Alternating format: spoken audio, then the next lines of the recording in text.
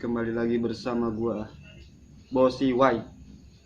Biasa di channel yang sangat sederhana ini kita ingin membicarakan masalah politik di Indonesia, ya kan?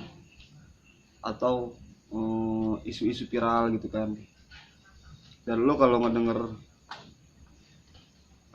ucapan gua ya, itu tolong jangan mengprotes kannya ya. Oke, kalau agak berisik mohon dimaafkan ya bro, karena gua posisinya ada di depan rumah gitu kan, banyak kendaraan yang lewat gitu. Nah, gua pengen ngebahas masalah kasus korupsi yang menjerat politisi PDIP kan, Harun Masiku gitu kan. Karena sampai saat ini dia tidak diketahui keberadaannya di mana gitu. Karena kalau diketahui ya pasti udah ditangkap sama KPK gitu kan. Artinya dia masih buron. Dan dari tertangkapnya si Wahyu Setiawan, iya kan, ini berarti udah hampir sebulan, ya kurang lebih sebulan gitu kan. Si Harun Masiku belum juga tertangkap. Gua kalau bicara masalah si Harun ini, ya kan, gue sebagai penikmat politik gitu kan, walaupun gue milenial atau anak muda gitu kan, tapi gue tetap itu selalu perhatian gitu kan sama perkembangan politik di Indonesia gitu kan. Nah, dulu di zaman Presiden SBY gitu kan, itu ada kasus korupsi, ya kan, yang melibatkan bendahara Partai Demokrat Muhammad Najaruddin, ya kan, dalam kasus korupsi pengadaan proyek SEA Games di Palembang, ya kan. Kan si Najaruddin pada waktu itu dia juga buron, ya kan, dia bahkan berkeliling beberapa negara kan saat itu kan, dari Asia Tenggara, ya kan, Singapura, Vietnam, Filipina, sampai ke negara bagian Amerika Latin sana, ya kan. Nah, beberapa bulan kemudian, ya kan, si M Nazaruddin itu akhirnya kena di Kolombia. Jadi lu bayangin coba, ya kan, bagaimana KPK totalitas gitu kan, ngejar-ngejar buronan yang namanya Muhammad Nazaruddin itu sampai ke Kolombia, iya kan. Di Kolombia dia kena gitu kan. Jadi mungkin itu memang hari sialnya dia gitu kan, hari sialnya si Nazaruddin. Nah, kan setelah si Nazaruddin kena, akhirnya si Nazaruddin buka mulut, iya kan, tentang siapa-siapa yang korupsi di pengadaan proyek, iya kan, proyek di Palembang sana, ya kan, dan Hambalang di Bogor gitu. Nah, si Nazaruddin ini akhirnya buka mulut dan ada lebih dari 20 manusia yang akhirnya ditangkap KPK, ya kan. Dan termasuk orang-orang Demokrat pada saat itu kan. Ada para menterinya juga tuh diangkut-angkutin sama KPK kan. Kayak si Anas Urbaningrum, ya kan, terus Zero Wacik, bahkan si siapa yang namanya yang cewek cantik itu, Angelina Sondak, terus si Andi Malarangeng, ya pokoknya gue kurang lebih hampir 20-an orang ya yang ditangkepin KPK, ya kan, efek daripada si Nazaruddin gitu. Nah, itu adalah kisah daripada kasus korupsi si Nazaruddin, ya kan. Nah, ini si Harun Masiku ini itu hampir sama gitu kan kasusnya dengan si Nazaruddin gitu. Karena ini kan suap terhadap si Wahyu Setiawan, ya kan. Nah, kan gue coba sekarang lu bikin bayangan gitu kan di kepala gitu kan, ini siapa di belakang Harun ini gitu kan. Karena waktu KPK mau nangkep dia, ya kan, itu dihalang-halangi kan sama menteri siapa namanya, Pak Yasona Lauli gitu kan. dibilang katanya Harun gak ada di Indonesia gitu kan. Nah itu kan seperti ketakutan gitu loh, karena kan Pak Yasona juga kan politikus partai PDIP gitu. Nah jadi kita kalau ngeliat ke situ, iya kan, di bayangan kita ini jangan-jangan di belakang Harun ini ada orang-orang penting gitu kan, bahkan ya bukan hanya sekedar orang-orang biasa gitu kan gitu. Nah sekarang kalau kita lihat itu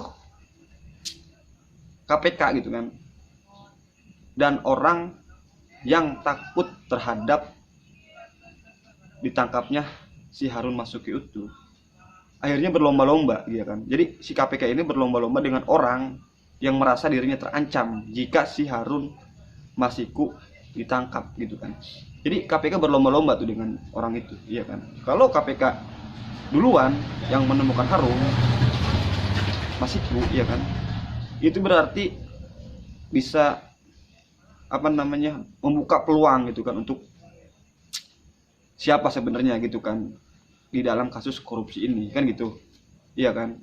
Nah kalau orang-orang yang merasa takut nih, iya kan, yang nemuin pertama si Harun, nah itu mungkin di situ ada jual kepala gitu kan, atau ada ya semacam transaksi lagi gitu kan bisa aja kan dia kalau ketemu duluan nih sama si Harun, udah lo ngomong apa kayak gitu kan, tapi nama gue jangan dicantumin di situ, jangan dibawa-bawa, kan bisa aja kan gitu. Nah terus KPK juga ya sekarang, iya kan, itu seperti kalau gue sih KPK sekarang itu nggak kayak zaman SBY gitu kan. Karena kemarin aja waktu KPK mau meriksa kantor PDIP, iya kan, itu nggak jadi bro. Jadi lu bayangin gitu kan.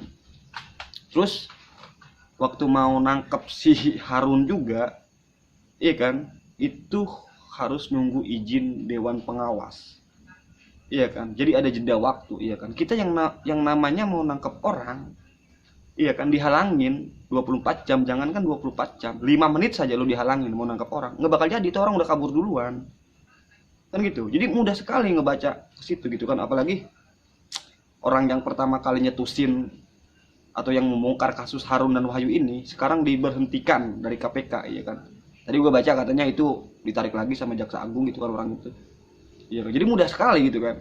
Nah, jadi keberadaan Dewan Pengawas ini akhirnya dia cuman menghambat kinerja KPK gitu. Begitupun dengan ketuanya yang sekarang gitu kan. Karena gue baca latar belakang daripada ketua KPK ini kan si Firly Bahuri itu kan, itu memang ada kedekatan dengan pihak kekuasaan kan gitu.